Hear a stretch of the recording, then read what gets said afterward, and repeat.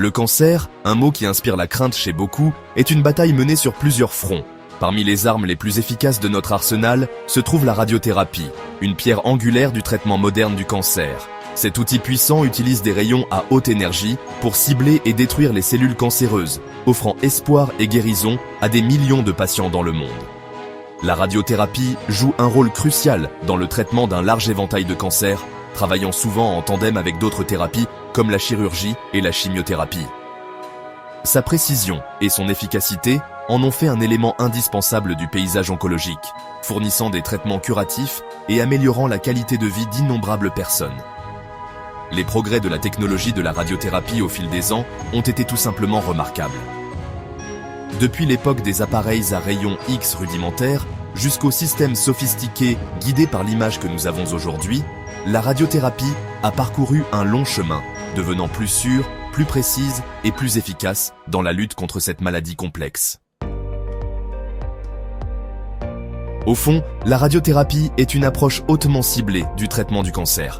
Elle exploite la puissance des rayonnements à haute énergie, tels que les rayons X, les rayons gamma ou les faisceaux d'électrons, pour endommager l'ADN des cellules cancéreuses et inhiber leur capacité à croître et à se multiplier.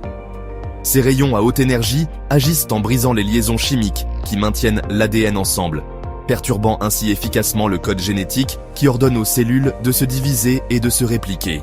Bien que la radiothérapie affecte à la fois les cellules saines et les cellules cancéreuses, les cellules normales possèdent une remarquable capacité à se réparer des dommages causés par les radiations, contrairement à leurs homologues cancéreuses. C'est cette différence de capacité de réparation qui rend la radiothérapie si efficace. En calibrant soigneusement la dose et en dirigeant les faisceaux de rayonnement précisément sur le site de la tumeur, les oncologues peuvent maximiser les dommages causés aux cellules cancéreuses tout en minimisant l'impact sur les tissus sains environnants, assurant ainsi une approche de traitement plus ciblée et moins invasive. La radiothérapie comprend deux types principaux, la radiothérapie externe et la radiothérapie interne, également appelée curithérapie. Chaque approche offre des avantages uniques en fonction du type, de l'emplacement et du stade du cancer traité. La radiothérapie externe, le type le plus courant, délivre des rayonnements à partir d'une machine située à l'extérieur du corps, un peu comme une radiographie. Ces faisceaux sont soigneusement dirigés vers la tumeur et les traitements sont généralement administrés en plusieurs séances sur plusieurs semaines, ce qui permet aux cellules saines de récupérer entre les traitements.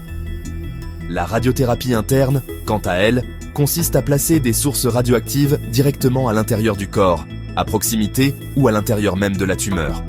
Cela permet d'administrer une dose de rayonnement hautement localisée et intense aux cellules cancéreuses tout en épargnant les tissus sains environnants. Section 4. Le chemin vers la guérison. Comprendre le parcours de radiothérapie. Se lancer dans un parcours de radiothérapie commence par une consultation approfondie avec un radio-oncologue, un médecin spécialisé qui évaluera les antécédents médicaux du patient, le type et le stade du cancer, ainsi que son état de santé général afin de déterminer le plan de traitement le plus approprié. L'étape suivante consiste en une planification minutieuse du traitement, où des techniques d'imagerie avancées comme le scanner, l'IRM ou la TEP sont utilisées pour déterminer l'emplacement, la taille et la forme exacte de la tumeur. Ces informations permettent à l'oncologue de cartographier précisément les faisceaux de rayonnement en s'assurant qu'il cible les cellules cancéreuses avec une précision extrême. Une fois le plan de traitement finalisé, le patient commence ses séances de radiothérapie, dont la fréquence et la durée dépendent du type de cancer et de l'approche thérapeutique.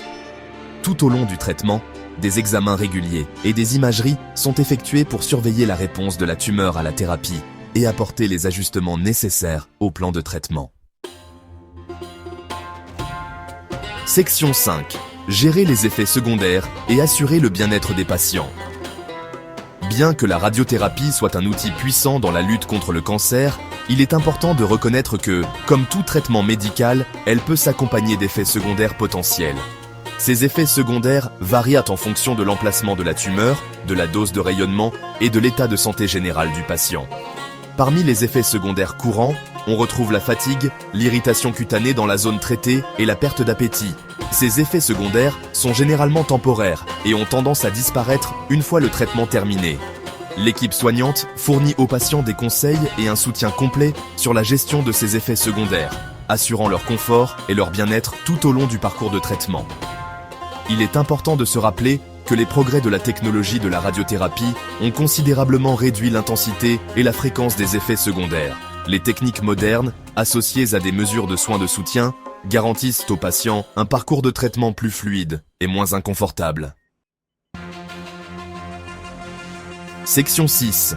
Un avenir meilleur, progrès et espoir en radiothérapie.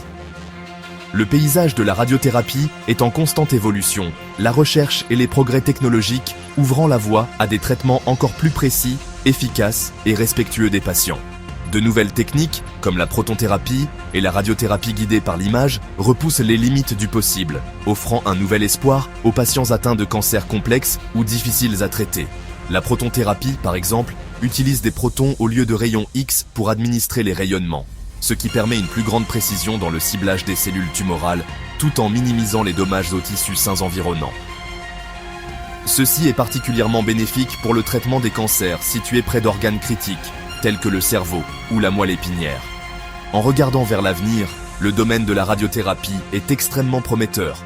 La recherche continue sur les nouvelles méthodes d'administration des rayonnements, combinées à notre compréhension croissante de la biologie du cancer, conduira sans aucun doute à des traitements anticancéreux encore plus efficaces et personnalisés, nous rapprochant d'un avenir où le cancer ne sera plus une maladie mortelle, mais une affection gérable.